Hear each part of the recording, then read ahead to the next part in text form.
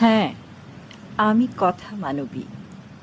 ঋগ্বেদ থেকে ২১ শতক পর্যন্ত আমার বিচরণকাল। ইতিহাসের ছাই এবং ভস্মের মধ্যে নারী নামক যে আগুন চাপা পড়ে আছে, আমি তারই ভাষ্যকার। আমি আগুনের আত্মকথন। আমি কান্না পড়ি, আগুন লিখি, নিগ্রহ দেখি, অঙ্গার খাই, লাঞ্ছিত হই, আগুন উচ্চারণ করি।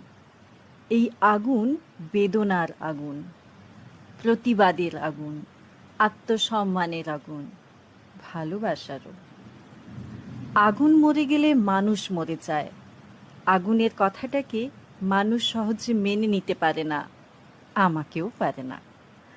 মেয়েদের মুখ থেকে কঠিন কথা শুনতে অনেকেই অস্বস্তিতে পড়েন।